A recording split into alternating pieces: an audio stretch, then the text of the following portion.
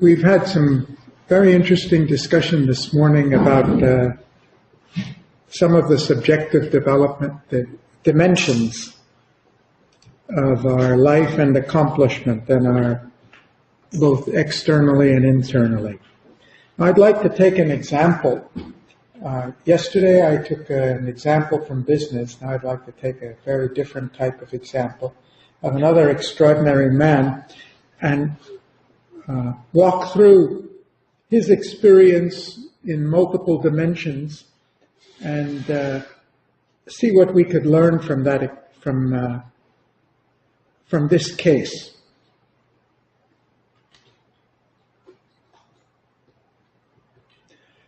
Yesterday in my introduction, I put up this slide in a very summary way to say that it seems that our accomplishments in the world or in our personal lives, psychological or external, are a function of at least 5 different dimensions.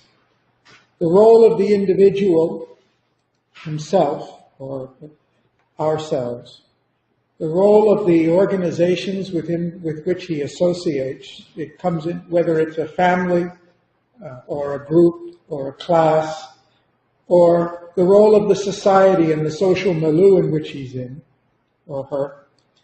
The environment itself, the physical, geographic, spatial environment, and something which for the moment we'll simply call life, and we'll come back to that on the last day, and if not before, and explore it in more detail.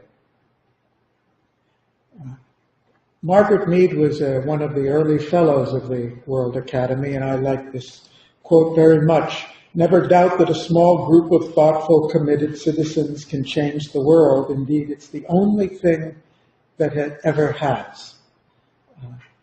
I would say sometimes that's a very small group, and on occasion it may even look like it's one person.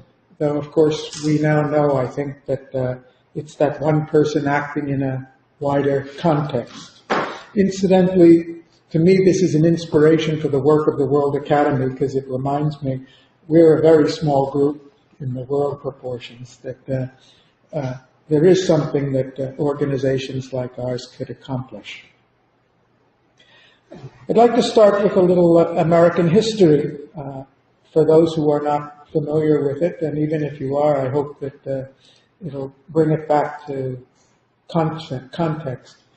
In 1861, the U.S. was divided it was 33 states at that time, going about, more than halfway across the country, divided into an industrial north and an agrarian south. Very different cultures, very different economies. The cotton was really the king in the 19th century, and the South was the largest producer of cotton in the world and the mainstay for European industry. Particularly France and England depended very heavily on southern cotton to keep their industrialization, their employment generation going. The Democratic Party dominated the southern states at that time, and all of the southern states, which were 11 states, which were plantation economies, all had slavery and wanted to hold on to slavery as long as possible. The northern states were free. They were free of slavery and wanted to, as soon as possible, get rid of slavery all throughout the country. This is what the country looked like. If you look at the history, you'll see this was a very rapidly changing environment. Texas joined the U.S. only in 1845, Florida the same year, 3 years later, Wisconsin, then California, Nevada. So you have to understand that in the prelude or runner-up to the Civil War, that this was a country that was literally changing its complexion every year or two, adding on new pieces of territory equivalent to whole countries every few years. And this light blue area represented that part which was not formally part of the U.S. yet, and by that time it was very clear intention of everybody in North America that sooner it should become part of the country. This is particularly relevant because the question was whether these new territories, when they became states or even as territories, whether they would be permitted to have slaves or not.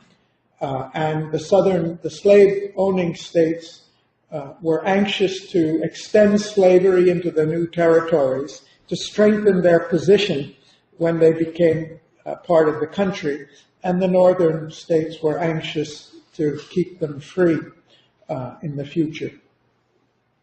In 1861, at the time when Abraham Lincoln became president, it turned out to be, if you look in retrospect, I'd say it was the single most crucial turning point in the history of America, and I'll explain why. The country, today we think of the U.S., and especially from Europe, we think of U.S. as being a very strong federal state. But at that time, it was very different. At that time, most of the powers with the states, it's a relic of the independence movement when it was 13 independent colonies that joined together and were very reluctant to cede a lot of authority to the central government. So we had a confederate, it was more of a confederation with a weak central government. The ideal of equality that was there in the Declaration of Independence, all men are created equal, was simply something on paper, but was not a reality, a political reality in the country. Even in the North, where slavery was abolished and where nobody wanted slavery, most Americans were not very anxious for the free liberation of the slaves in the South, because it only meant that many of them may migrate to the North. And just because they didn't believe in slavery didn't mean that they wanted a highly integrated society either. So there wasn't a great deal of support. If you look historically, you would see that over the previous 150 years, starting from about 1700, slavery was getting abolished in one country after another. Even in Russia, it had been abolished about 100 years earlier. Slave trade first, because the European countries were all slave trading countries. And then finally slavery at home, and then even to be involved in the slave trade. So as an international movement of human society, the direction was clear and the ultimate goal seemed to be inevitable. Slavery was going to go everywhere. And even within the United States, many of the northern states had outlawed slavery. In fact, all the other northern states had outlawed slavery before this. It was really a question of what happens elsewhere. In 1861, Lincoln was elected as president, and immediately after his election, the southern states seceded from the Union and formed a new entity. They called it the Confederation of Confederate States of America, and war broke out. Something about the individual, as legend says, Lincoln really was born in a log cabin under very poor conditions, raised in poverty. He was self-educated, never really went to school, taught himself reading and writing, and then law, became a surveyor. At one point, he was a postmaster. He entered politics on the issue of opposing slavery in the territories, and as a man of principle, really believed that slavery had to be eliminated. He got elected to Congress only for a single 2-year term, not a very strong credential for becoming president of the United States, ran for the Senate and lost, and then was elected president on a minority, popular minority, really because any of the really strong candidates didn't have enough support, and Lincoln seemed to be somebody they all thought they could push around. So he was the safe bet. If I can't be in power, I have a weak man there who I can push around. That was the perception of him at the time. This is what the country looked like at the time of the outbreak of the war. The pink states were free of slavery. Slavery was illegal. The green states, slavery was legal. The red states were slave-owning states, yet they chose to stay as part of the North. They did not want to secede and join the CSA.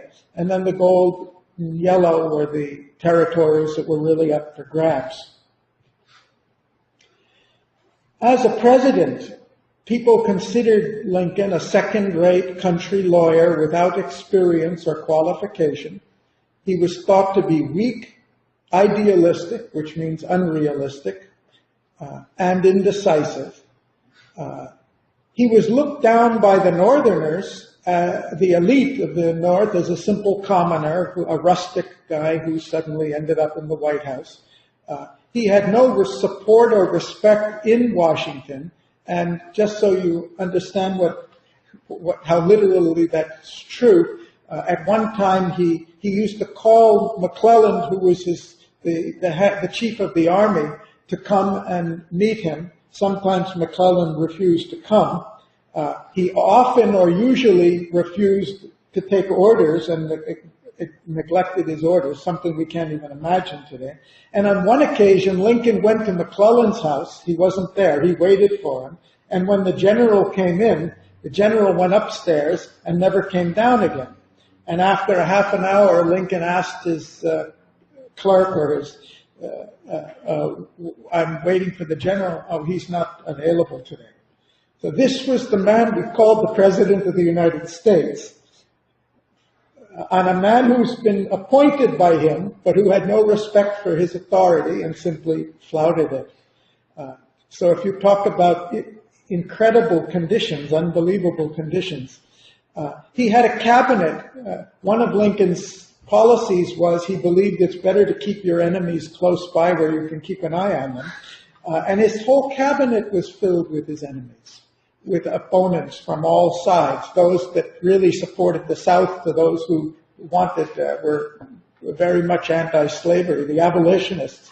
None of them respected him, but they all had so much suspicion of each other that they were all trying to see how far they might be able to get close to Lincoln or use him for their purposes.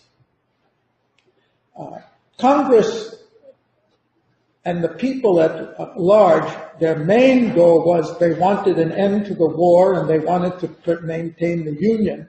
Slavery or the abolition of slavery was really a very secondary matter for them. The military situation at the beginning of the war, the Confederates immediately before they seized all of the forts in the South, all of the weapons in the South. They had control of the Mississippi, which was really the lifeblood of the nation's commerce. They had all the experienced military leaders. There was not a single military leader on the northern side who really had experience. And the total Northern Army had a sum total of 16,000 troops in it. Just to put that in perspective, 4 years later, it had about 800,000. So you have to understand, this was a country where it never had an army because there was no threat. It had the whole ocean to protect it from Europe. So the last thing anybody wanted to do, nobody trusted the idea of an army. Even when Washington became president, the Congress didn't want a standing force because the only thing it could be used against was its own people. So they had purposely kept it at the bare minimum. In other words, he was without the military capabilities to even exercise authority in his own country. And to add to that, the French and the English, who were much more concerned about cotton than anything else, and also really quite concerned about the fact that within a few years the United States was likely to occupy the whole continent, to be a country of incredible power, size and power and population. Nobody in Europe was anxious to see the United States survive as a integrated federal state. And so they had, both because they wanted the cotton and they wanted the South, and two, because the last thing they wanted was a powerful United States. they were secretly arming the South and supporting and hoping that the Confederacy would gain its independence. And sure enough, in the first year, all of the significant battles were won by the Southerners, and it came to the point where England and France were on the verge of recognizing the Confederate States. And once they had recognized it, they would have been fully supporting it, and America would not be what we know it today. Then a turning point came. The country was really on the verge of being split up. Lincoln was torn on all sides because he had those who wanted him to make peace with the South and let them remain slave states. He had the abolitionists who were insisting that he immediately declare abolition of slavery everywhere. He was pushed from all sides, and he followed a policy of resisting all of the forces that were compelling him to go in one direction or another, to the point where he appeared to be quite indecisive. But a close reading of history shows he really understood that without the support of the people, without the support of the population, nothing would work, just because somebody wanted a policy, and he was waiting for the right conditions. Circumstances came when the Confederate General Robert E. Lee invaded Maryland, which had large plantation area and slave owning area, and expected the Maryland population to support him and join the Confederacy, but they refused to do so. And another Southern general invaded Kentucky and expected, which was a slave state, and expected the people of Kentucky to readily accept him and support him and welcome him, and they refused to do so.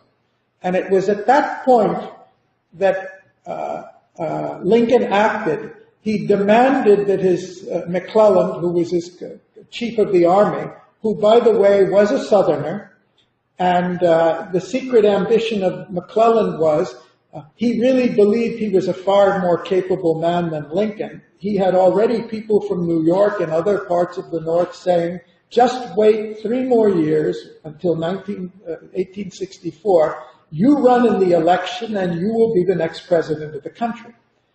Well, McClellan felt if he goes to war with the South, he'll never get the support of the South to be the president of a united country. So he was trying to delay conflict as long as possible, which enabled the South to go further and further. Finally, at this point, Lincoln absolutely insisted, and Janani's going to tell you another interesting story about this incident a few days from now.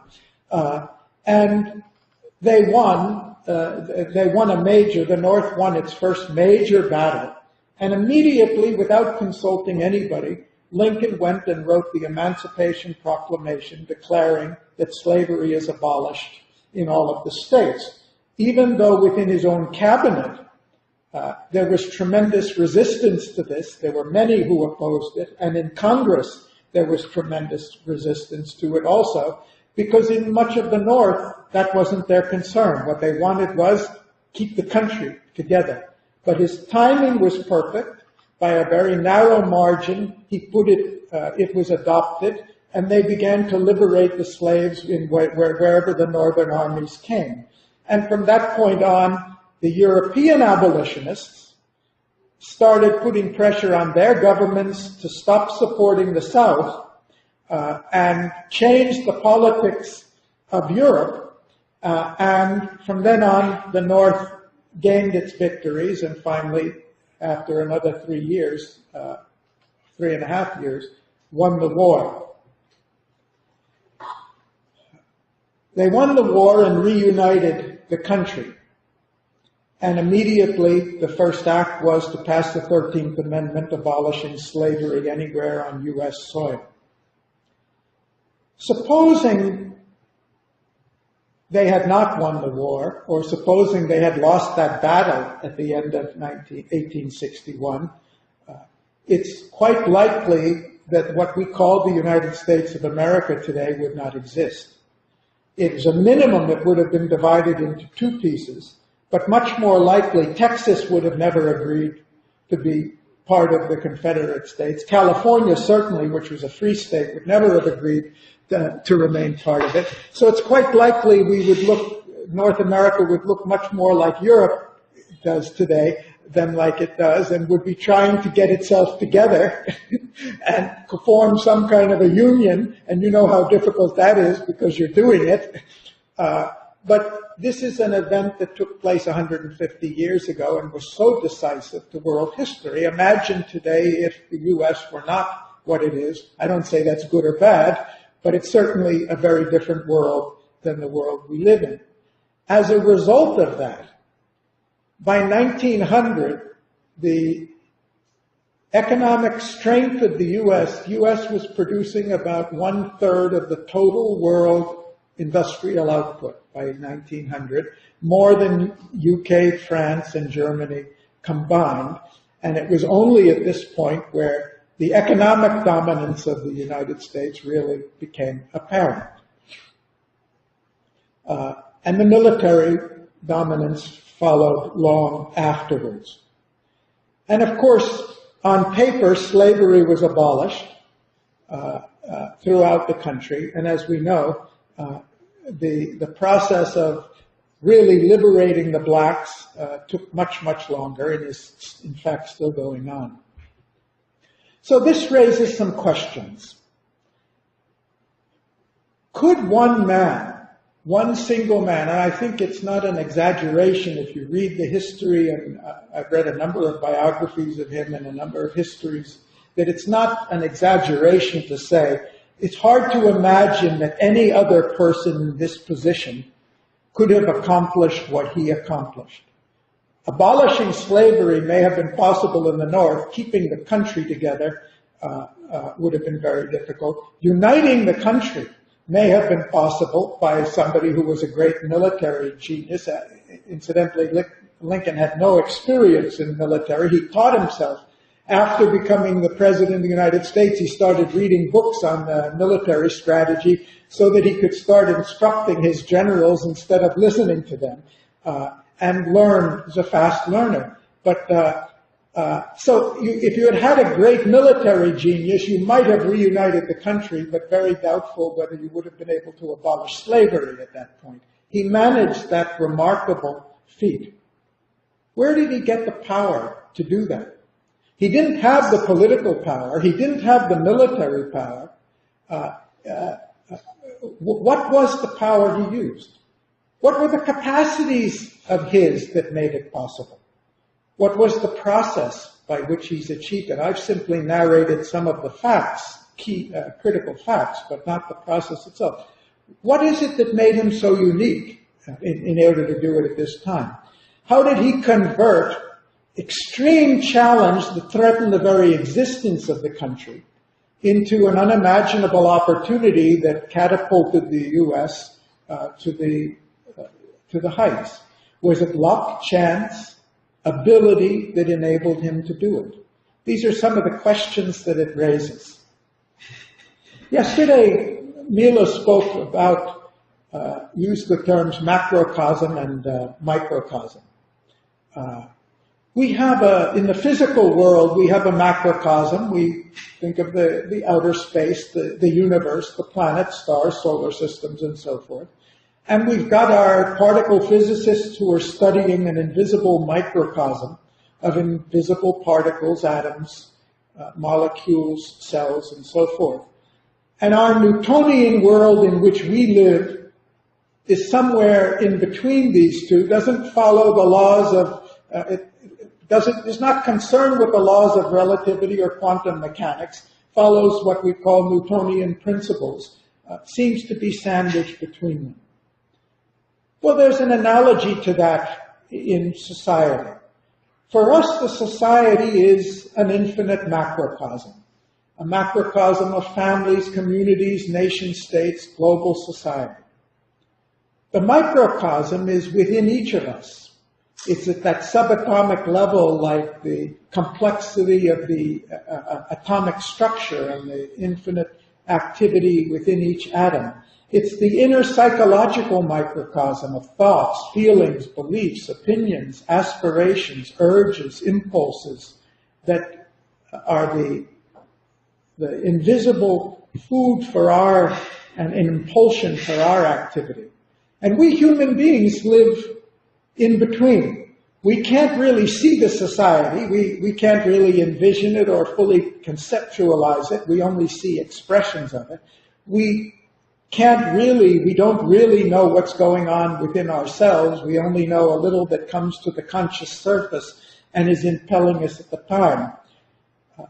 And the challenge of our social sciences is, just like the challenge that physics still has today, how do we reconcile the laws of the macrocosm and the laws of the microcosm, and what is exactly the relationship? And even in our most advanced of sciences, physics, we don't have that answer today. We don't have a theory that really integrates the laws of physics at the subatomic level with the laws of physics at the astronomical level.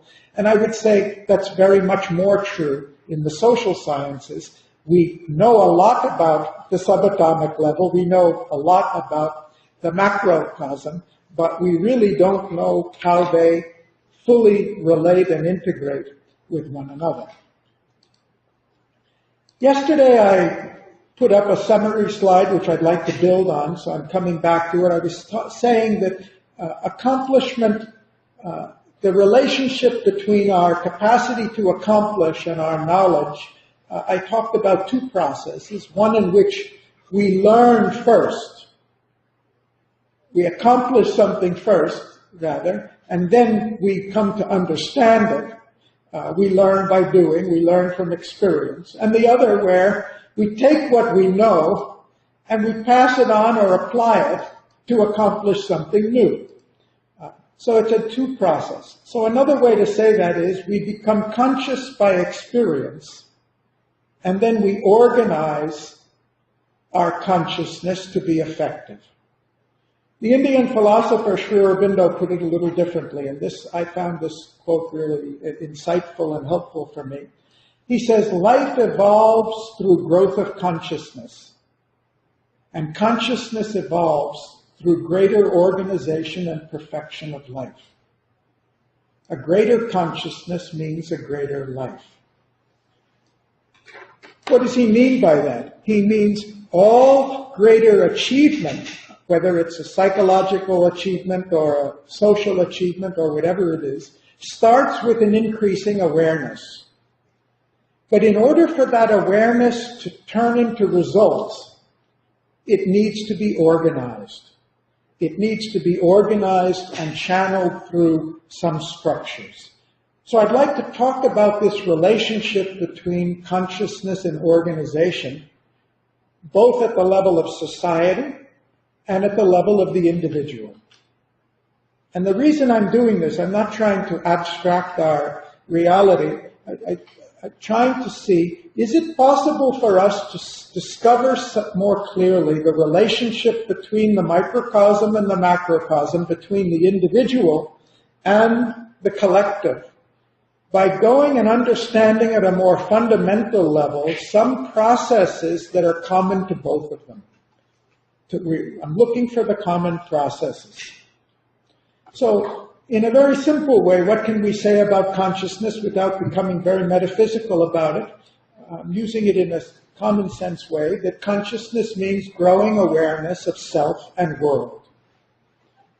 We acquire that consciousness personally by observation, by experience, maybe external experience or psychological experience, and by our mental reflection on that experience.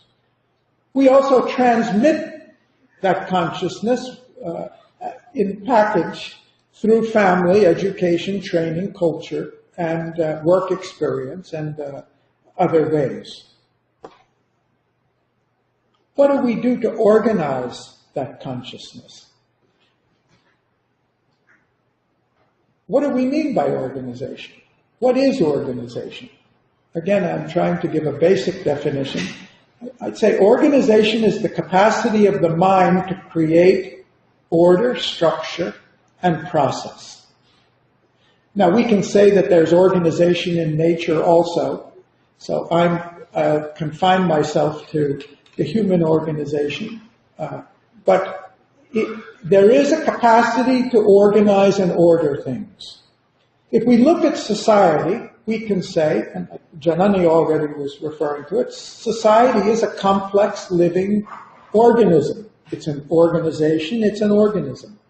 It's not just a bunch of people, that was her comment, but it's people related to each other through structures, through shared ways of functioning, through customs, through values, through belief systems, in many ways, through formal groupings and informal groupings and formalized activities, through common languages and marketplaces and financial systems and so many other ways. It's a complex organization. What about human personality? I think of human personality as also a complex organization, and as our discussion in the two presentations this morning showed, it's a very complex organization. Sometimes even seems easier to understand society than to understand what we are as human beings. The complexity is so great. And how it's organized is not always clear, but that's true of the society too. If you go down into the marketplace, you wonder what is organized. You do see some order and you see a lot of chaos and you wonder how the whole thing works and holds together. And I guess if you go into Congress or the legislature of most countries, you'll really be wondering how these countries stay together and what keeps them together, because the concepts of law and government and everything are not nearly as cohesive as we often think they are.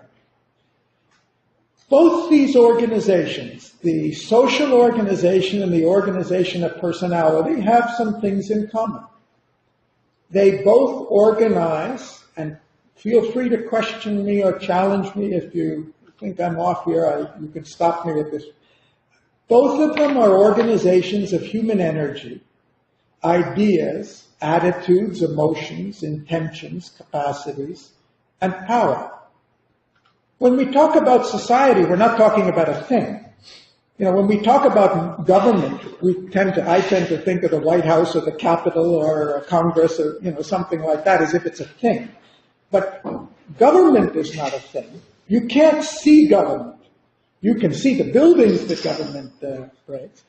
You can't see government. You can't see law, for that matter. You can see the written documents which purport to be law, but law is not a physical thing. Government is not a physical thing. It's a social entity. You can't see the organization of Apple Computers or IBM or any other organization. You can go in and see their building. You can talk to their people. But the organization, the thing that holds them together, the thing that establishes the power and effectiveness of that organization, is not there. It's not a physical thing. It's composed of the understanding between the people. If we sit in a room with 20 executives or 20 employees of Apple Computers, and if they're all dressed in T-shirts and jeans, we may not know who's the CEO and who's in charge of the sanitation. In fact, there's an interesting story of a young scientist who wanted to test a new genetic theory, and he was a young boy of 12 or 13, and he went to Harvard. He went to the School of Genetics, and he tried to go in the front door, and the guard said, "You can't come in here." So he went around to the back entrance, and he saw a janitor coming out in blue jeans, a black janitor coming out in blue jeans, and emptying some garbage. And the man said, "What are you doing here? What do you want?" He said, "No, I want to go in and meet a professor. I want to test a genetic theory here." And he took the man inside, took him to one of the labs, introduced him to a lab technician there, and they sat down and ran the man's experiment. And he later found out that the guy who took to be a janitor was a Nobel laureate in genetics. He couldn't tell. So what we're talking about here in society is not a physical thing. It's not a physical structure. It's a psychological, or we call it a sociological structure.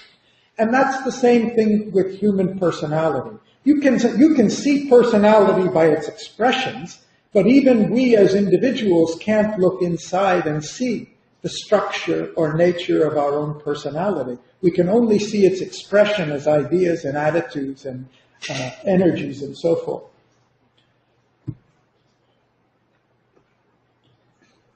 Well, I'd like to talk a little bit more about this organization at the social and the psychological level, just to show the parallel.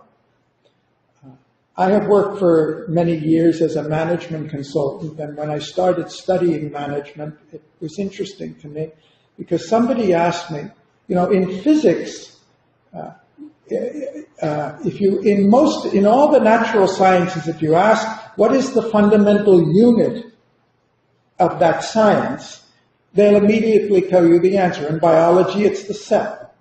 In physics, the fundamental unit of matter is the atom. Of course, we know atoms are composed of subatomic particles, but the physicists will tell you that those are unstable entities. The smallest stable unit of matter is the atom, and that's maintained till today. But what about in the social sciences? What is the fundamental unit of our social sciences, of management science or political science or whatever it may be?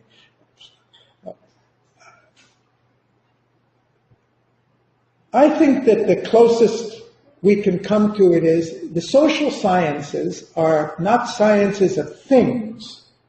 They are sciences of the actions and relations of human beings. We are things biologically, we are objects biologically, but sociologically and psychologically we are objects interacting with each other, and therefore our actions are the unit of what we're studying in economics, in political science, in management, in sociology, and in psychology. So I think of the act as the basic unit of these disciplines. Well, what is the act expressing? It's expressing an energy, just like a physical action expresses an energy. And these acts, they can be physical acts, going out and cultivating land. They can be interpersonal acts, like we are relating to one another. They can be mental acts of simply sitting and contemplating and seeking knowledge. They can be psychological acts of resolving, aspiring, or resolving to improve ourselves or take revenge against our enemies or whatever it else can be. And these acts link themselves together to form chains and structures, which we're all familiar with. See, lots of acts become an action or a series of activities. We link these activities together to form systems.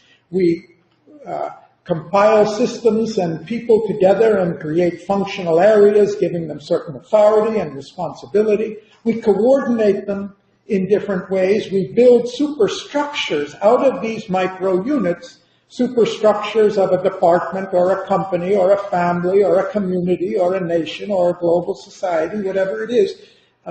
But they all composed of these basic particles, just the way all material objects are composed of atoms and subatomic particles. Well, what about the organization of our psychological energies, of ourselves as psychological organizations? I think there's a direct parallel here. The only thing is, psychologically, I'm not talking about our expressions outside, because the moment I express myself outside, I'm in society. The moment I smile or frown, it becomes a social act. But what's going on inside? At the same time, I've got thoughts, I've got feelings, I've got emotions, I've got urges, desires, fears, whatever. It's a long list. And every one of those is an event. When a thought crosses my mind, it's an event. It may be a fleeting event. It may not be seen by anybody. It's an event of a mental energy or an emotional energy or a physical sensation, my leg is paining, or whatever it is.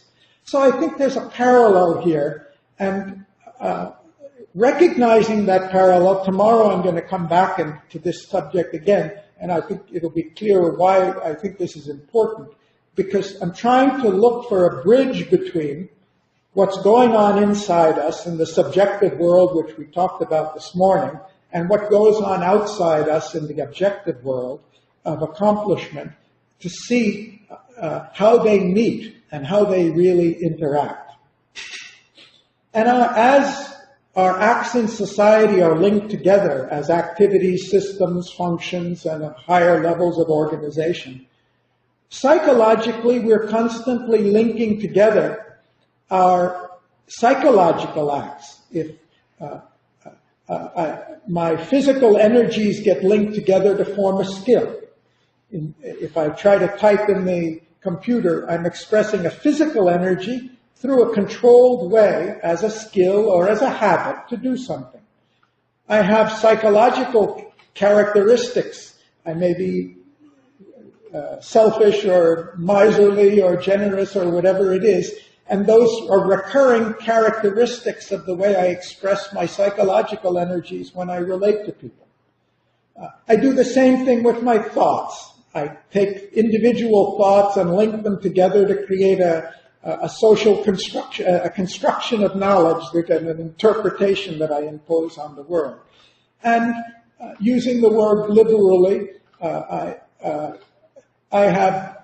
we all have our own ideals, our own aspirations, and our own values, which are constellations of psychological energy linked together in certain forms.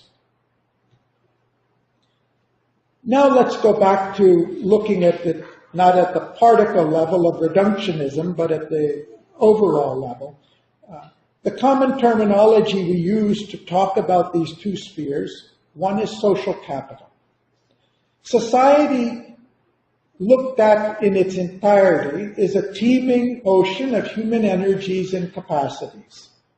To a very large extent unorganized. As much as we're aware of the structure of society, I think if you really look around, you'd see that only a very small part of the human energies are really organized by the society. The example of that is if you think about the world before the internet, then we'd understand how much how less organized we were then than we are today. There was no way that I could make my personal life available to anybody in the world who was foolish enough to be interested in it. But now I can share my every experience, my meals, my photographs, and everything, because there's a social organization to do it. It didn't exist before. Well, go back a few thousand years, I might not have had a language with which I could communicate with most people. So I have experience, but I have no way to relate my experiences to the rest of the world without that language. Before money, money's been around for thousands of years, but money as a dominant influence on economy is less than 200 years old. Before that, our economic activity was very largely restricted to the local level. So society is a huge teeming mass of potential energy, of which a limited portion of it has been organized for effective use. And all the results we see today have come from, positive and negative also, have come from that extent of organization. So the organization of social energies and capacities, it converts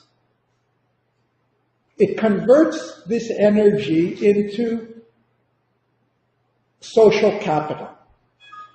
Today, the society has enormous amount of knowledge. But the value of that knowledge doesn't do any good if it's in the banks of the computer or simply in the universities. The value of that knowledge is in proportion as the more people possess it. But 200 years ago, there was very little knowledge relatively, and the idea was you keep knowledge to yourself. The fewer people have it, the better. So it's only the dissemination of that knowledge that really gives it power in the society. Today, every country in the world knows that if you want to be prosperous, successful, power in any way, you have to disseminate knowledge widely throughout the whole society, skills, capacities of all types. So, another way to look at this social capital is that society is an infinitely complex network and web of interrelations, some of them more developed, some much less developed. In your mind's eye, imagine the society 3,000 years ago. We only had less than 100 million less than 100 million people on Earth at that time. But if you imagine how they were spread out over the geographical area, and most of them living in rural areas where the number of people they came into physical contact with in their life may be less than 100 or a few hundred. The idea that I'm going to produce something in South India and it's going to be marketed in North America, or that I'm going to be communicating on a daily basis with people in Northern Europe or Southern Africa, the number of linkages were very sparse. It was like a very loosely woven cloth. Whereas today, and especially as imaged on the internet, we see how this fabric of relations and interrelations is becoming more and more dense. Next week, we're going to be talking in the other course on theory of economy, and one of the fundamental premises is economic growth is a function of the number and density of interactions between people. When farmers were producing food for their own subsistence, if every farmer grows, I think Janani mentioned it yesterday, if every farmer is producing what he can produce on his own land for his own subsistence, there's only so much incentive he has to produce. And beyond that, you can only eat so much wheat or rice or grapes. In fact, there was an anecdote in rural France 120 years ago in a village that was not connected by a passable road to a market town. The farmers were growing grapes in surplus, and beyond what they could drink of their own wine, they were feeding the rest of the grapes to the pigs because they had no use for it. The moment a road came connecting the village to the town, within 1 year, they were exporting wine to foreign countries. So economy is directly related to the density of this web of relationships between people. This thing we call social capital has an enormous power to enhance the accomplishment of human beings. And that's really what Janani was telling us about yesterday. She gave the example of Phileas Fogg in Around the World in 80 Days, who performed a miracle by traveling around in 80 days, one man around the world, whereas today traveling around in 80 hours is a foolish idea, but a very doable and affordable feat. He had to, by the way, spend all the money and risk his whole life's fortune just to risk doing this, and his life as well, whereas many, many people could afford to go around even if they'd be foolish to do so. This is because of this increasing accumulation of social capital. How about this is the macrocosm, another way of talking about the macrocosm. How about the microcosm? The microcosm is the individual level, the members of the society. And we as individual members also are largely unorganized. We're organized for restricted purposes. In a family, there's a certain relationship as who's doing the cooking and who's working or raising the kids or cleaning the house or whatever it is. But mostly we're on our own. In most households, in most things, except when we're working in a fixed environment, we're on our own. Even when we break here in the evening, we go in different directions and do different things because the structure is only there in a limited area. And we express our energies according to our individual inclinations, aspirations, and capacities. So this thing we call human capital is the society's accumulated knowledge, skills, and experience being passed on to the members of the society to endow us all with a certain minimum level of capacity. We get it simply because we're members of the society, some more than others because of our placement or our motivation or our individual capacity. But essentially, the fact that we can sit here and communicate today is because we're all using a language which none of us invented. Many of us may butcher it now and then and misuse it. We may damage it, but we are all using something which has been given to us. We've inherited it and enabled us to become more functional personally and socially because of this endowment. But where's the individual fit into this? If the society is the macrocosm, and if social capital are the combined capabilities of the society as a whole, and human capital is the endowments that are developed in the individual members of the society, I tend to think of individual in the way we're using it here, not language permits other uses, as the link between these two. And this is why I think this course, the whole subject is very interesting, because to get a hold on what this thing is that we call individual, Alberto was telling us this morning about what Maslow and Rogers and others have said about the self-actualized person. And Mila was talking about,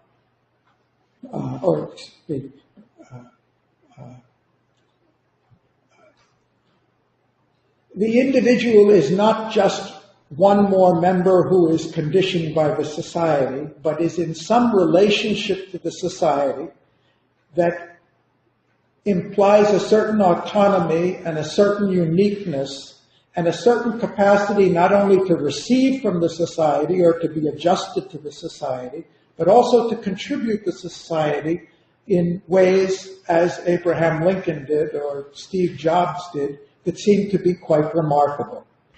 So I put it here, the individual is a freely formed self-organization of psychological energies and capacities positively integrated with the social organization. And all the quotations that Alberto gave us stress the fact that the self-actualized individual is not just one who lives for himself. He's not just the individual member. He's an individual member in a very positive relationship to the collective. And I think we realize that not everybody is in a very positive relation with the collective. And people's goal, my goal may be minimally, I don't want to disturb anybody and I don't want anybody to disturb me is one thing. But Mahatma Gandhi wakes up in the morning and he says India is a British colony and it should be free and I'm going to dedicate my life to get it free. And this guy who grew up in a log cabin in poverty says, I'm going to become a politician and work for the abolition of slavery because I think it's wrong. His ancestors were Quakers, though they had given that up, but he grew up with strong values, even if he didn't have clothes on his back. And he said, this is wrong, and he's going to dedicate himself to it. So when we use the word individual, even as Steve Jobs, he didn't just kind of think, how can I earn a little money and become respectable? He did that in the first 5 years that Apple was there. He retired from Apple with $100 million. He didn't need to go on, but that just seemed to be warming up for him because he was in tune with something larger. His vision of transforming the world with a Macintosh came after he had earned $100 million.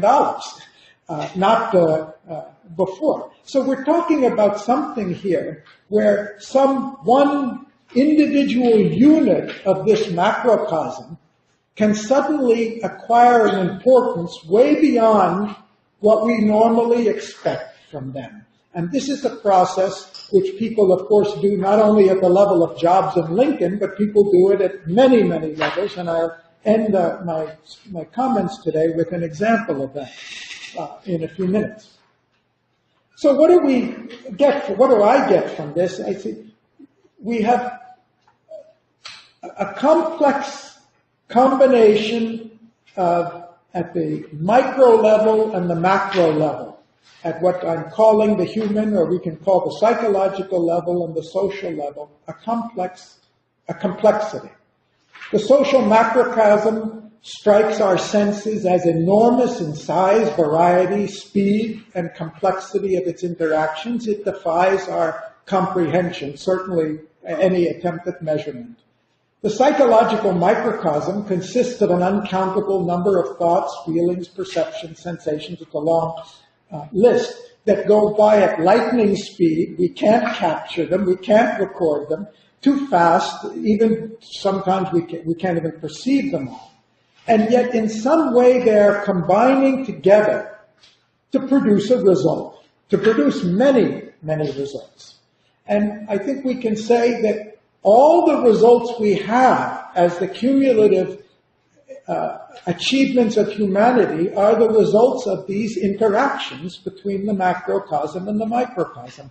And kind of what we're looking for this week is what more we can learn about the process by which we've accomplished, and especially how can we apply that practically to accomplish much more. Because we're all aware, and it's a given in coming in here, that all our achievements are partial achievements. Many of them are negative achievements, and none of them are ideal or complete achievements. And the best that we have, we've got in a small portion for a few people when it should be for everybody.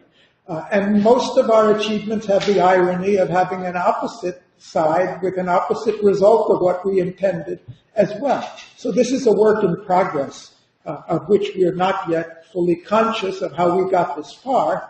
But if we can become more conscious of how we got this far, maybe we can do much better than we're doing today. So as a sum, every individual carries within them the cumulative experience of humankind in essence, because it's been passed on to us. It may be conscious, partially subconscious. We know how to add and subtract because some thoughtful person invented the Hindu numerals and then added a decimal place and a zero to it, which is infinitely empowered us. And our language is the same thing. Yet at every moment, the other side of the equation is at every moment individuals are altering the collective reality. Somebody, some one person invented the decimal place. Some one person conceived of the zero. It may have happened by more than one individual, but the original discovery wasn't something where we sat in a room and brainstormed and it said, I think we need something like a zero. It came first in an individual mind, and from there it's now the gift to humanity as a whole. And all our accomplishment is the result of the interaction between these two. So, individuals, the concept of the catalyst is a very interesting concept. In chemistry, I'm sure you're familiar. The idea of the catalyst is something, you add it to a reaction, and the reaction, the behavior of the reaction changes radically, but the catalyst remains unchanged. And at the end of the thing, you still have the catalyst as before. Well, I look at what I'm calling the individual is the catalyst for the social change. The difference is no individual is left unchanged by the experience, and we have enough detailed biography of the individuals who've catalyzed great achievements in the world at all levels. We find out the individual, rather than being consumed by it, he may be consumed like Mahatma was, he lost his life, but even if he's going to lose his life, long before that, he is remarkably enhanced in his capacity by the very act of trying to change the society. And if you see the growth that Lincoln went through, or Jobs went through, and Jobs gave us a record and wrote that, made himself available for the biography before he died, of how these people have grown through their experience of changing the world. So we need another word less than catalyst to describe it. But as a minimum, the individual, you take one person and drop him into a situation which looks like chaos, and you suddenly get a reaction that's producing something remarkable. That seems to me something so extraordinary that it's worth trying to understand more about what that mystery is. So, one of the questions, I'm coming back to Lincoln now, but how do individuals acquire the power to accomplish at such a level? And I'm sharing one part of the answer, not the whole. How did Lincoln do it? Lincoln was not a man of superhuman anything, but Lincoln was somebody who was in touch with the real aspirations of the country, mostly the real aspirations of the people, not the elite, not the political leaders, but what the people would tolerate. How many times are you willing to go to war and lose your sons in order to keep the country alive, keep the country together? How many of you are willing to sacrifice in order to liberate the blacks who you don't want living in your community? He had a sense of where he identified with where the people were, and that's what Mahatma Gandhi did. When he said, we're going to do this non-violently, I think he not only said it because he had high ethical principles, which he certainly did have, but he knew also very well there was no support in India at that time for violent revolution. There were violent revolutionaries in India at that time, even before him, who had tried, and they just could not get the support of the people. But people were willing to say, yes, if we can do this without war, we're willing to do it. We're willing to stop buying goods from Manchester, and we're willing to resign our jobs in the British government and organizations if that can get us freedom. So they were in touch. The story I narrated of Steve Jobs is the same thing. He really was in touch. I mean, he was a person of my generation there at that time. He really had his pulse on what we were feeling about the emerging technology and the dehumanization of life, and of trying to make a machine that smiled at you and did what you wanted instead of forcing you to learn how to type in computer code. Back at the turn of the century,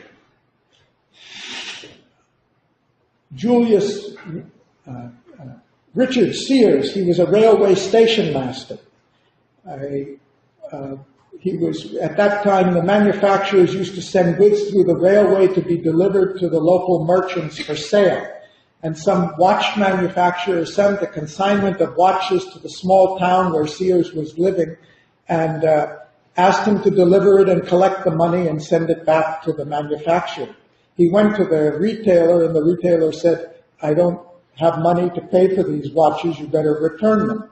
So he sent a telegram back to the watch manufacturer and said, what do you want me to do with these watches? And the man said, and they replied back, said, why don't you sell them? So Sears was a station master at a time when the railways had the telegraph was set up all the way down the lines. So he sent telegrams down to his station masters all the way down the lines in both directions, said, I've got these watches at $15. He got them at $12. And you can sell them for $20 and get a good profit. And pretty soon he was reordering watches from the manufacturer. And within a couple of years he resigned from the railway and started a mail order catalog. And he didn't invent the mail order catalog. It was actually a guy named Montgomery Ward who had done it 20 years earlier. But his idea was, this was a time when prosperity was growing in the rural areas of the United States, out in the Dakotas and Montana and all these places where there was no way to get to them. Not only no way to get to them, but there was no way to get to the cities where the new consumer goods were there. But they were beginning to prosper. Their production was going up. Their markets were going up.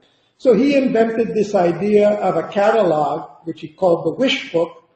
He'd sent the catalog to every small town out in the wilderness. The farmers could come into the town, see the Wish Book, and order the things they wanted. And then they would write to Chicago and ship it out to them. And within 10 years, he became the largest retailer in the world, because he was in touch with the aspirations that were not organized, that they didn't have an organization through which those aspirations could be fulfilled. Incidentally, when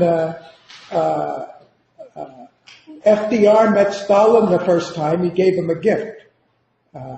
People said, "What are you going to give to Stalin?" He gave him a Sears mail order catalog so he could see all the products that were available in America at that time.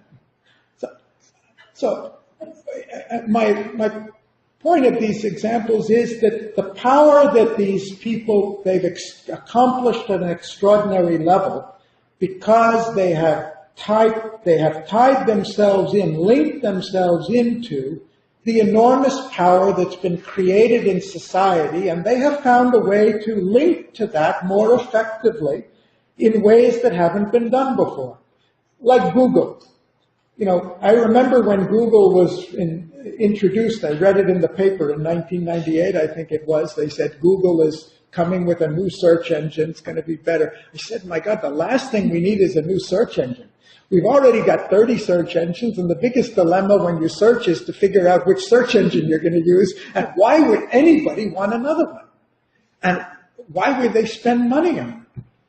And within 1 year after they launched Google, they launched AdWords. And the whole philosophy of AdWords is, because you do a free search with us, we know something about what you would be looking for. And they thought of integrate. Advertising was not new to the internet. Advertising was one of the first things that was done on the internet. News and ads. It was a common thing, but ads never took off on the internet at that time. Google simply said, these people are searching for something. We've got customers, or there are companies that are searching for people. If we can match their aspirations with what somebody has to offer, it was an untapped potential. And now they're the biggest advertising company in the world. And that's where all their revenue comes from, because it was there. The potential was there, but it wasn't organized. And they saw a way to organize. And they converted it into power. So,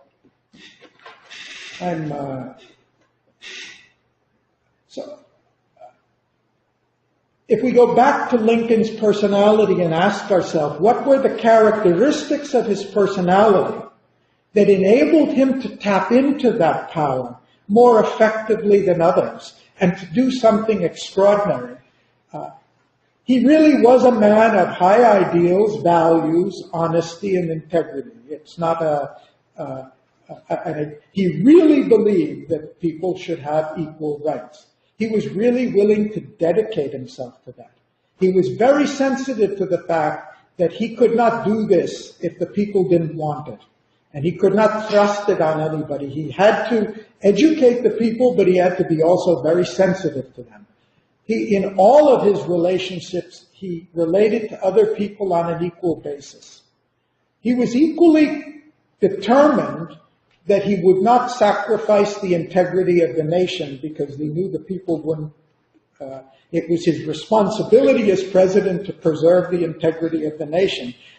Slavery abolition might wait, but the preservation of the nation was his primary duty as the president of the United States.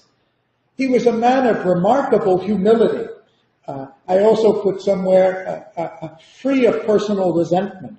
One of the things people hated about him, who worked with him, couldn't stand about him, was even when somebody had betrayed him and done anything against him, the next minute Lincoln was ready to work with that man and deal with him as if he said he has a very short memory for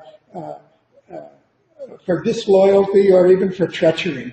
He puts it in the past. He will work with people as they are. So what are the words for this? Another word for this is the man didn't let his ego get in the way of doing what should be done for the sake of his ideals and carrying out his responsibilities. He never allowed his personal preferences or his prejudices or his resentments to get in the way. And he had a remarkable capacity to wait and not act impulsively out of impatience just because he felt a strong urge for it.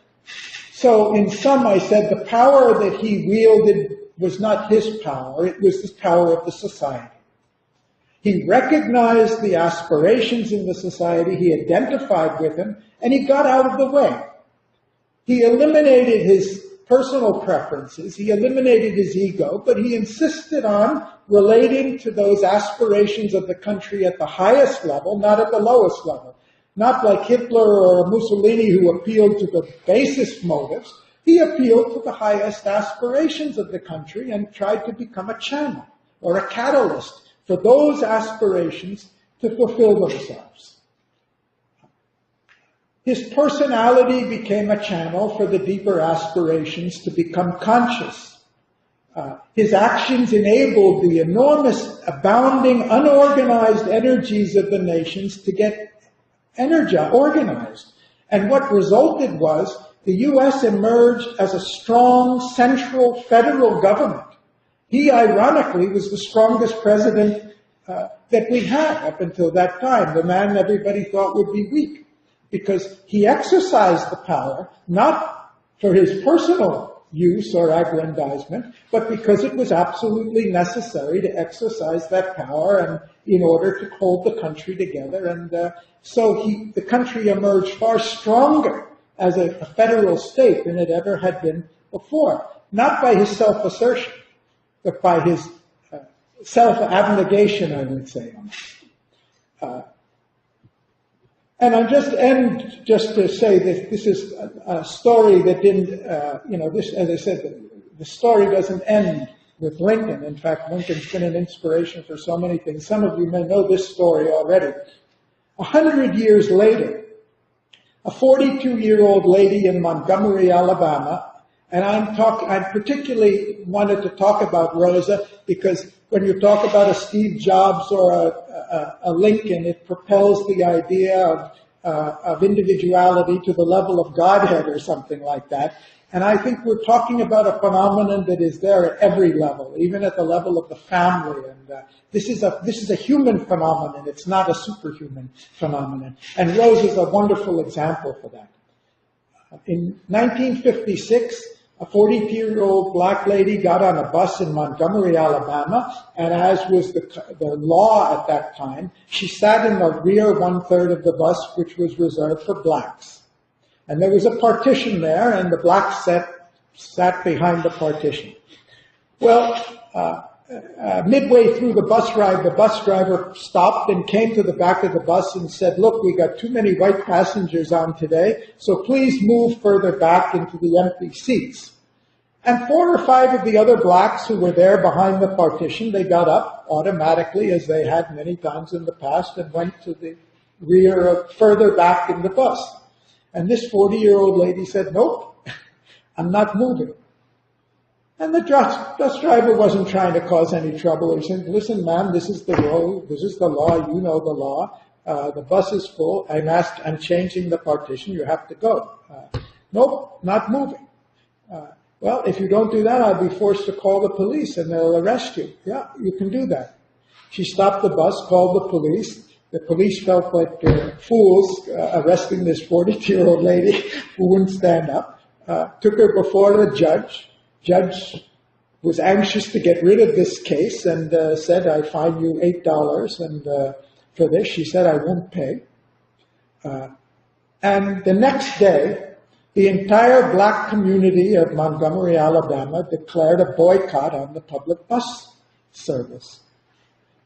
And for something like 181 days, the blacks boycotted the Montgomery bus service until the city of Montgomery was going broke because they couldn't run the bus service without a large percentage of black travelers, and they amended the law. The local minister in Montgomery at that time was an unknown fellow named Martin Luther King. And when he saw what had happened here, he understood that this is a first step in a process. And what Rosa did by not standing up in this bus, and of course she's not the only one, there are many incidents like this, led to what we call the American Civil Rights Movement. And if Lincoln had been an inspiration for Gandhi, and Gandhi had been an inspiration for Martin Luther King, and he was for Nelson Mandela, and multiply this around the world, we see what a catalyst an individual can be.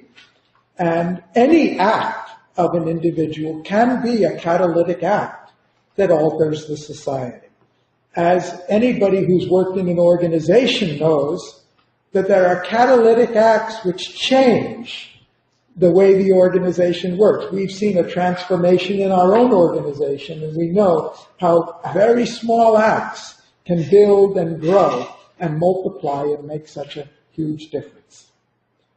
So I'll stop there, open it for comments. Alberto. Well done and very impressive. Lot of stuff.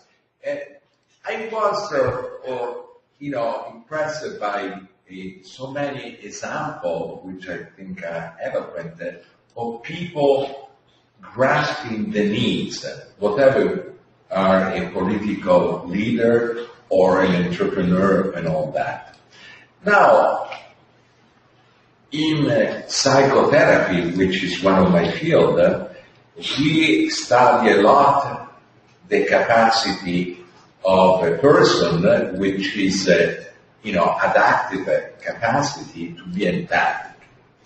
But there are people that are empathic one-to-one. They can be empathic in a group of 5, but will have a lot of problem to be. We see it even in our trainees that are psychologists and psychiatrists.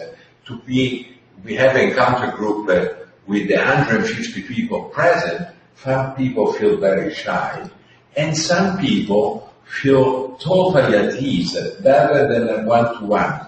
Now, we call this contextual or ecological, social ecology empathy. And I would like to ask you that you think we are actually talking about the same thing, because my thinking is that I have no proof of what you said, but just the thinking on what you said is maybe these people, had this great capacity to tune in on the people, the nation, and all that, which is a rare, usually we are able, if we are not pathologically affected, to be empathic with one person and with a group of people. But to be, empathic in my social ecology, that's really an added value. I think that's a wonderful insight, and I think it really grounds what I was trying to say in all the experience that you've seen in psychotherapy. And maybe we can say this is a whole continuum. There are people who can empathize with one other person and do it at such a profound level that they can change a person's life. To be able to do it in a group, whether in a psychological context or in a work context, to be able to relate to other people in a way that motivates or inspires a small group, to be able to do it in a larger area. And I think it's not just a question of like a skill or a capacity. I think it's also a question of, Lincoln's an example of somebody who really wanted to live for the values.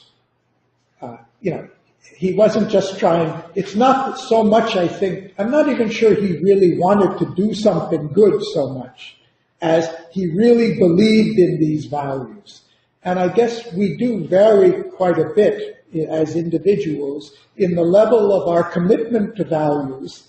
And I may want to be fair and equal in the people I deal with, but I turn my back on the injustices that are going on all around me, because like the guy this morning at breakfast, I say, that's not my that's not my responsibility. But a person like Gandhi and Lincoln says, if there's one black person who's a slave in this country, I feel it's my responsibility. I want to see him free. So it's a very interesting observation. If I may, another question, also that intuitively, because I'm very ignorant and I don't know really the people, but for Gandhi, for what I have read, another, said Lincoln, they had this, we call it humility. They were not the narcissistic people. They were not, trying to, take people's attention. And at the same time, they had this, capacity. So I'm asking you, it's very tentative what I'm saying. Well, could be that the humble people, in a sense, they are more secure in opening themselves to others without puffing themselves up, because people that are puffing themselves up, obviously they're very insecure and they need to prop themselves and they're starved of attention because they don't feel basically they're lovable, and so they're trying to escape that self-defeating kind of thing. So maybe I don't know, because you read a lot of bibliography and all that. Do you think that it does appear in what you read about these people that their humbleness came by the fact that they were grounded, whatever they were grounded in a vision or a mission, but they didn't need to be so famous, so loved, and so doing that they could be clear on their intent, because they were not trying to get a surreptitiously love, appreciation, fame, and money, and power. I think that's really a very interesting observation. I have a little data and one comment on it. The data just to support the premise, and that is there was a very well-documented management study done about 7 years ago, published as a book, Good to Great. It was supposed to be a much more serious academic version of In Search of Excellence, but very thoroughly done. And they came up with a counterintuitive conclusion, because our typical image of the successful business leader, especially in the U.S., is a hard-driving, macho-type guy who exercises authority, who shoots first and asks questions later, or whatever else it is. And what they found is the most successful business leaders, as a statistical rule, there can be exception to anything, were people who one of their most prominent characteristics was humility. That they put their organization first and other people first, not their own ego, which in the American context is very counterintuitive, because we all grow up thinking of our image of what a strong leader should be. But this is actually what the data showed. My second thought, I might have lost it in the course of the first, and that was your reason for the humility, and I'd like to think about that more. But certainly, as you know very well from Rogers and Maslow and all the others, all of them, when they talk about the self-actualized person, they're talking about somebody who's autonomous, not in the sense of, and you made it clear this morning, not in the sense of being disconnected, not in the sense of, wanting to live on a desert island or being unconnected with the world, but in the sense that you mean of not seeking, not needing the gratification of recognition, not needing to be validated by this society. Some people seek validation by being submissive, and some people seek validation by outstripping everybody else and making a case for themselves. And so a person who's, as you described them very well, doesn't feel that compulsion to get the approval of others or dominate them or prove themselves to others, is somebody who's not trying to use every act as an ego statement. That's a person who's really capable, I said, put their personality out of the way and deal with the situation. And really deal with the people and the opportunity and the values of the situation. I hope we can discuss this much more because I think it's a very valuable, maybe one of the critical points to understand what real individuality is. Anybody? Yes? Since we talked about opposition, I think the topic which fits very good to this topic was superorganism, an introduction of maybe more organisms, but individual organism is very good specialized, and the total organism is much more better than the individual. Its superposition has an additive character, and I think if we are looking to the society a little bit more to what can I do as an individual person best, and the addition of another person's best doing things can add to my best doing things much more than I can think about. Anyway, I think we could form such kind of distributed intelligence, because my intelligence is only focused on my position. To anyway have a distributed intelligence, we have to think a little bit more in a superorganism structure. And I guess that's what's happening, isn't it? And with what you mentioned with Amazon, Google, and Facebook, I think also the internet is any such a digital nervous system of the humanity, and the humanity is equal to a superorganism collected by many social parts of communities. And if you know that my to get in physical contact with other people, that the number of linkages increases with the number of people I have been connected to in square, then I can have a quadratic growth of my knowledge and people.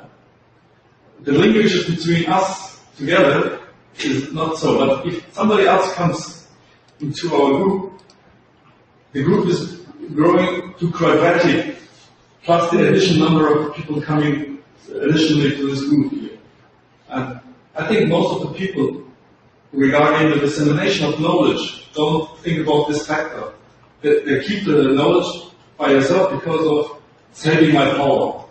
But if you gain new knowledge, so your power is going to have an evolutional process. So not keeping knowledge, okay, everybody has some knowledge, you have to keep it with you, maybe it's better, but I think for the society, and I think also the people like Lincoln, what they did is they distributed their knowledge with many people, so they know what the other people know. If you keep your knowledge, you can't know what the other one knows. And there was a time when knowledge was really preserved and kept secret and esoteric, and the power was there in not having other people know.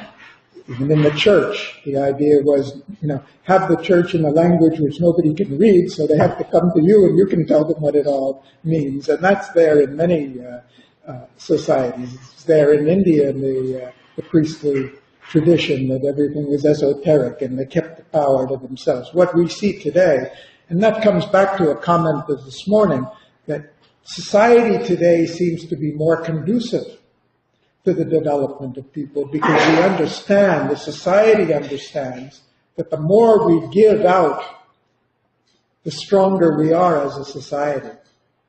The more freedom we give, the more knowledge we give, the more successful we are. So it's a validation of that point.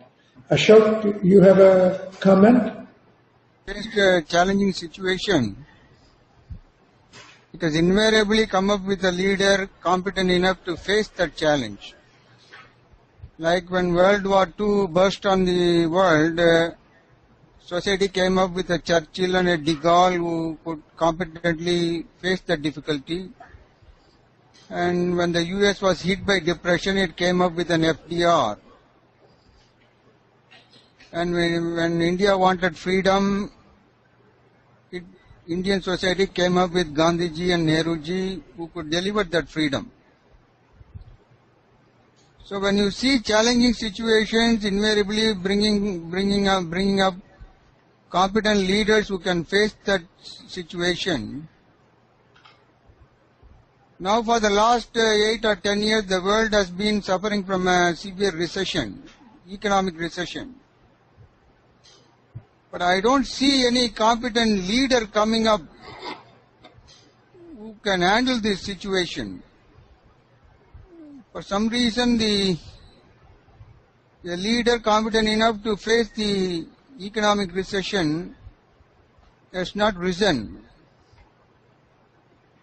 What does that mean? Does that mean the era of great leaders is coming to an end? And that the role of great leaders has been taken over by organizations, or what does this exactly indicate? I think it's a really profound question, Ashok, and I don't know the answer myself. Maybe somebody else would like to comment on it. But we have a session coming up, I think, what is on it? Challenges. What day is that? On Thursday? Thursday. On Thursday, Janani has a session where she's going to look at this issue of opportunities and challenges and how challenges do exactly what you said. It's somewhat ironic that in the history of the United States, our great presidents have virtually only come at times of great crisis. And you mentioned in India, India has not had any leaders of the status of those who were there during the independence period after freedom. Certainly enough things to be done after that. So why that is a very, very good question, something that we need to try to understand better. Of course, if you look at it a little more carefully, you might say that sometimes the solution awaits for the right leader, but it's also true that sometimes the crisis precipitating brings the right leader, which it tells us something very interesting, because it could be supposing Lincoln had been born 20 years earlier or 20 years later, we may never have heard of him. He may have been a successful person at a much lower level of life.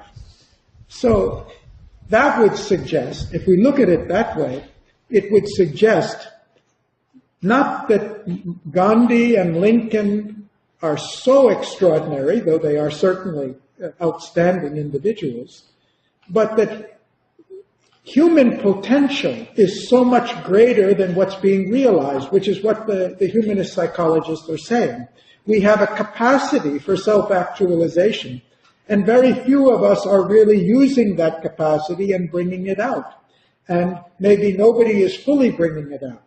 So maybe it's the crisis that creates circumstances in which we go deeper into ourselves and bring out more of the potential capacity that's there. I was going to mention it, I think, in one of my other speeches. There was a French socialist thinker, Charles Fournier, who said he envisioned a day when there would be 37 million people with the mental genius of Newton and 37 million Molières and 37 million people like Socrates or whatever it is like that.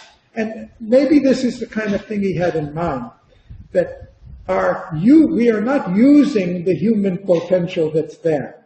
We are neither developing as human capital all the capacities that human beings have, or bringing out and giving them the opportunity to creatively express them. So maybe what we see as a very rare occurrence today, that a great leader emerges, because the only circumstances in which we bring out the great potential in people is a rare crisis. Imagine if we as a society acquired the capacity to bring this potential out. of a large number of our members, what would the human collective be and what would society be? Did you have something? I have a brief comment that reminded me of what I mentioned about exquisite individuality. I did not have time, or I haven't taken the time to go into details about it, except that say within the context of what I was working about. But what we're experiencing today is democratization of excellence. And that's exactly the entire topic of this democratization? Course. Democratization of excellence. Of excellence. It's a recognition, first and foremost, of the potential of every individual, that it is very emerging, which is a very exciting prospect to think that we are in the process of bringing that to the forefront, to manifest it, to actualize. Then we're realizing the exquisiteness of every individual in its potential, in its process. We're honoring the process. We're recognizing each other in that process. And then we're recognizing the excellence of coming together. That's why I spoke about the collectivity from within. It's the gathering of one's position from the inside that allows you to recognize the power and the significance of coming together. So this is the time of the collective leadership, and leadership that is being shared in that sense, that distributes the sense of power, that allows for the participation in the power that is greater, that imbues us with a sense of excellence and a renewed sense of dignity and vitality that we have, but powerfully on the full scale of it. No longer there's one, and no longer there's the masses, like it's this gray matter that somebody sets in motion. Now there's conscious individuals that coalesce together into a constellation. And that's the beauty of this new process. So, Ashok, your question is extremely powerful and very poignant, and somewhat worried, or I should say caring and concerned. And to that, this is my somewhat of a comforting and soothing answer, not for the sake of soothing you, but for the sake of soothing all of us and understanding that we're all rising on the scale, and we're rising collectively on that scale. That's a beautiful answer, and I'm just thinking of our New Paradigm project. If we are able to bring this out in the final vision of the New Paradigm in a way that communicates itself, that and shows people what the potential is. I mean, when Ivo talks about human capital, this is really the essence behind it. When we say a human-centered new paradigm, this is really what we're talking about. But it doesn't, those words are flat compared to the beautiful way you gave it expression. And so we need a way to, there's an inspiration behind this. That means the new paradigm doesn't just solve global warming. It ushers in a new civilization. So the upside potential of this project is really enormous. And that is exactly, I mean, it's what you've spoken about, when you spoke about one person that is becomes the catalyst. When there's something birthed within them that moves them, whatever condition they find themselves, those conditions have brought to fruition something, germinated something within them to make that, to exert that potential, to exert that energy in a powerful way through an act to create an event of which you've spoken. And then also there are acts that are catalysts. So we're like neurons firing each other in what will be happening, what is already happening, what has always been happening. We're just speeding the processes up and also illuminating them. For that, that's why they're speedier, because we're consciously and conscientiously illuminating them. That's why we're speeding our growth collectively. That's what's happening. That the rise, the sense of what I've called before quantum learning. I liked the implications of, using a term that is current with what we're preoccupied with or interested or fascinated by in physics, but also the notion I've spoken about before, understanding and faith and belief in the fact, in the potential that the change on the deepest scale of the individual can produce massive effects. So the change on the deepest level is the one that will bring forth the effects on the broad scale.